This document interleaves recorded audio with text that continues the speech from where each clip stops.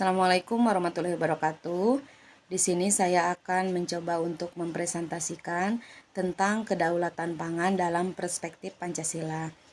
Kebetulan ini disusun oleh Ain Suryati, Widi Widya Sakti, Rina Rozana, Jajang, Patina Amalia Fadila, dan Dian Permatasari.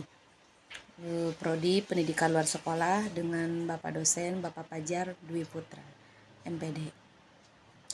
Nah, di sini dijelaskan bahwa tentang latar belakang.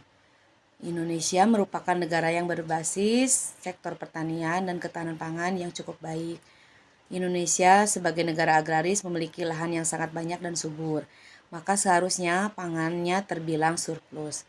Sebagai negara di iklim tropis yang cocok untuk bercocok tanam dan bertani, upaya mewujudkan ketahanan pangan yang lebih baik, pemerintah dengan Dinas Ketahanan Pangan telah melakukan beberapa strategi demi mewujudkan ketahanan pangan yang baik.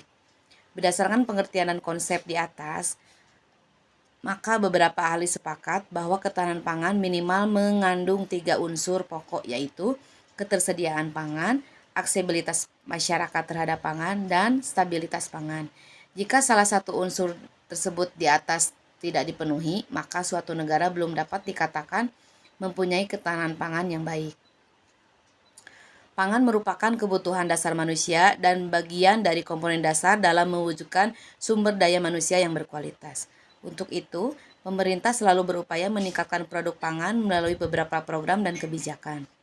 Patut diakui bahwa secara umum, program dan kebijakan pemerintah tersebut cukup berhasil dalam mendorong meningkatan produksi pangan. Masih dijumpai beberapa kendala yang selama ini belum menjadi perhatian khusus pemerintah, sehingga telah menyebabkan implementasi program dan kebijakan tersebut tidak berjalan secara efektif. Dalam mengimplementasikan strategi ketahanan pangan, ada 3 strategi yang diterapkan dalam kebijakan Nabi Yusuf yang perlu diterapkan dalam membantu mewujudkan ketahanan pangan yang baik, yaitu peningkatan produksi pangan, penyimpanan sebagian besar produksi pangan, dan strategi hidup hemat yang harus dipatuhi oleh setiap elemen. Kabupaten Bone merupakan salah satu daerah penghasil pangan beras yang bisa dikatakan surplus, namun pada kenyataannya ketahanan pangan masih sangat rapuh. Bukti itu terlihat bahwa masih banyaknya pangan rakyat yang diimpor dari luar daerah, bahkan luar negeri.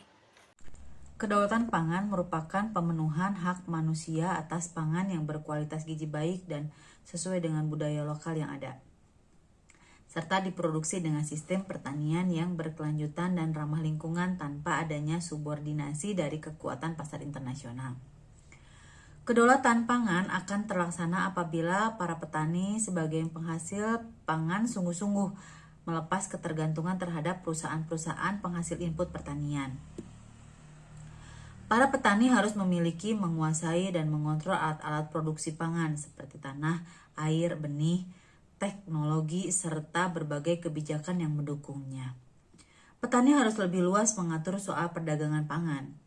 Dalam melakukan hal tersebut, petani harus bersama-sama menggalang kekuatan yang mereka miliki, serta perlu membentuk organisasi tani di Indonesia.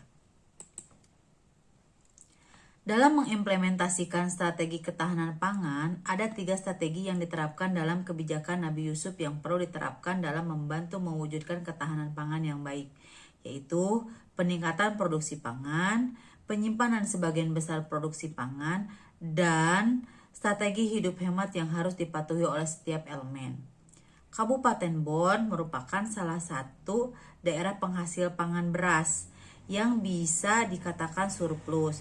Namun pada kenyataannya ketahanan pangan masih sangat rapuh. Bukti ini terlihat bahwa masih banyak bahan pangan rakyat yang diimpor dari luar daerah bahkan dari luar negeri. Masalah, maksud, dan tujuan. Masalah dalam makalah ini hanya sebatas menjelaskan, membahas hal-hal yang menyebabkan efek dari pemahaman tentang kedaulatan pangan yang sangat penting di kehidupan masyarakat. Maksud dibuat makalah ini adalah untuk bisa lebih memahami apa dan bagaimana manfaat kedaulatan pangan dalam perspektif Pancasila. Tujuan dibuat makalah ini selain dari memenuhi tugas kuliah pendidikan Pancasila, juga untuk menambah wawasan tentang kedaulatan pangan dalam perspektif Pancasila untuk renungan khususnya untuk saya pribadi maupun untuk orang lain, dan untuk mengetahui pengelolaan pangan pada sektor pertanian. Manfaat hasil penelitian. 1.